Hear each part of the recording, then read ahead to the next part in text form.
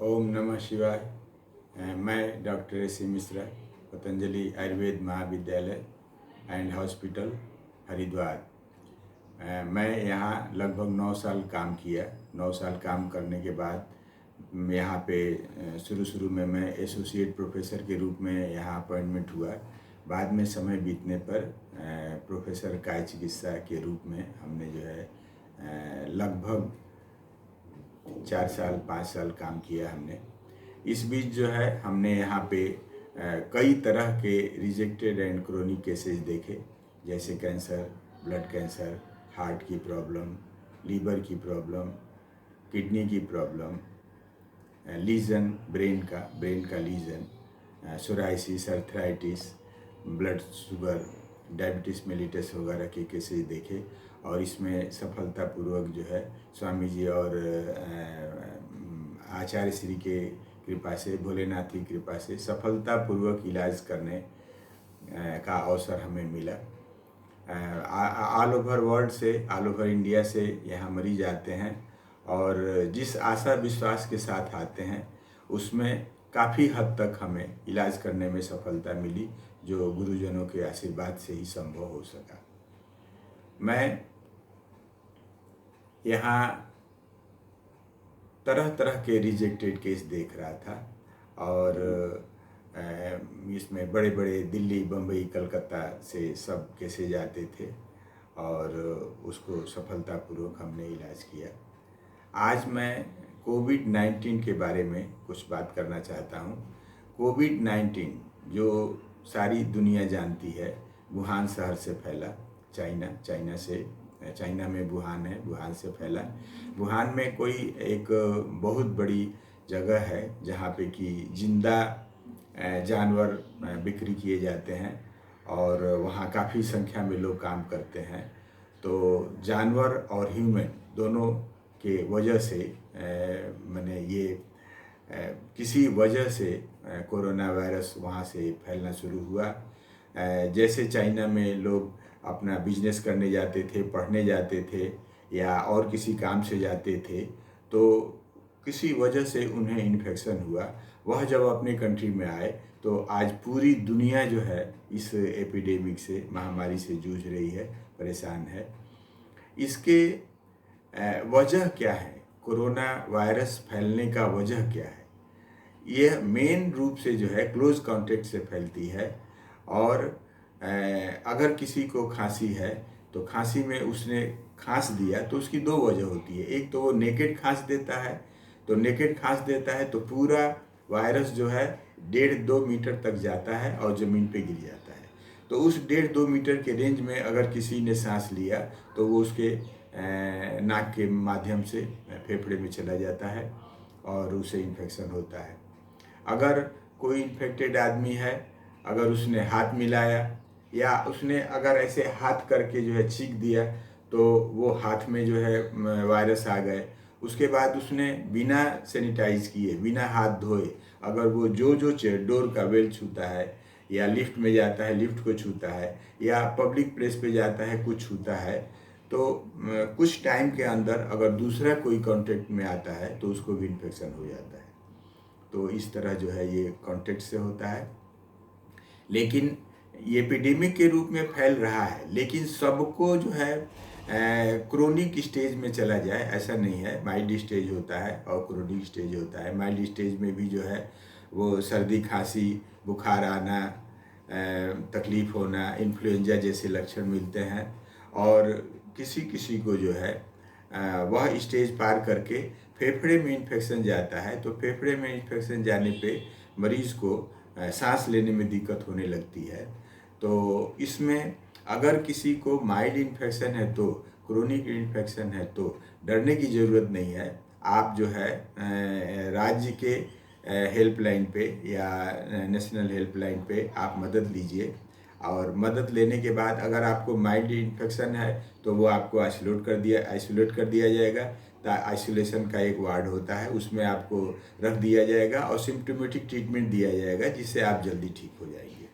By the way, अगर वो जो है थोड़ा फेफड़े में जाता है और वहाँ स्टेज जो है वो क्रिएट करता है, तो मरीज़ को सांस लेने में तकलीफ़ होने लगती है और सांस लेने में तकलीफ़ होती है तो उसको जो है वेंटिलेटर पे रखा जाता है, और वो वेंटिलेटर पे रखने के बाद जो है फिर वो उसको धीरे धीरे वो ठीक होता है। डेथ रेट बहुत कम है, इसलिए घबराने की ज़रूरत नहीं है।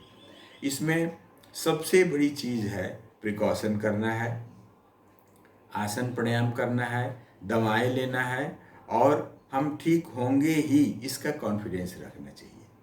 सबसे बड़ी बात है प्रिकॉशन में आप जो है मास्क पहनिए तो बढ़िया वाला 3 लेयर वाला मास्क पहनिए, ताकि जो है कोरोना वायरस जो है आपके नाक और मुंह के रास्ते से आपको भीतर इन्फेक्शन न पहुंचा सके, और नाक और मुंह ढका होना चाहिए। फिर 2 गज की दूरी रखिए, ताकि अगर किसी वजह से कोरोना वायरस जो है किसी के कांटेक्ट से अगर होता है तो वो आप तक न पहुँचे। तो प्रिवेंशन होना ज़रूरी है।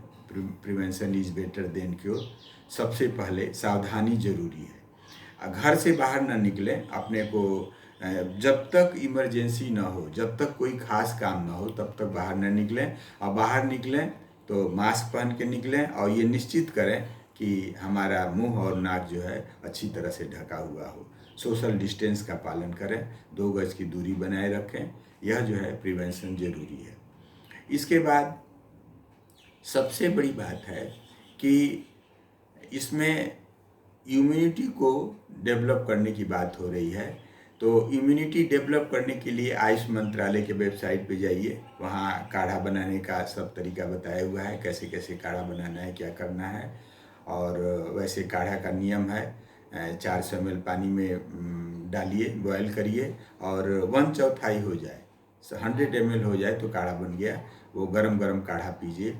गरम गरम चीज़ें ही खाना है, नॉनवेज नहीं खाना है, स्मोकिंग नहीं करना है, एल्कोहल नहीं लेना है। क्यों? क्योंकि यह लेने से अगर आपका लीवर, आपका लंग्स, आपका ऑर्गन्स अगर कमज़ोर होता है तो इन्फेक्शन होने का चांस ज़्यादा होता है। तो इम्यूनिटी को बढ़ाने का प्रयास करें। काढ़ा पीना है, गरम गरम चीज़ें खाना है, फ्रीज वाली चीज़ें नहीं लाना है, फ्रीज की चीज़ें अवॉइड करना है। और इम्यूनिटी बढ़ाने के लिए सबसे ज़्यादा ज़रूरी है ब्रह्म मुहूर्त में जगना। ब्रह्म मुहूर्त में जगना, 4 बजे जग जाइए। 4 बजे नहीं जग सकते हैं तो 5 बजे जग जाइए। 5 बजे नहीं जग सकते हैं तो सूर्योदय से पहले तो बिस्तर छोड़ ही देना चाहिए। क्यों?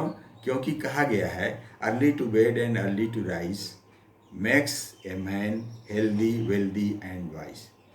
ये बहुत पहले से बनाया गया है, लेकिन आजकल क्या हो रहा है, late to bed and late to rise, तो फिर उसका भी उल्टा करिए।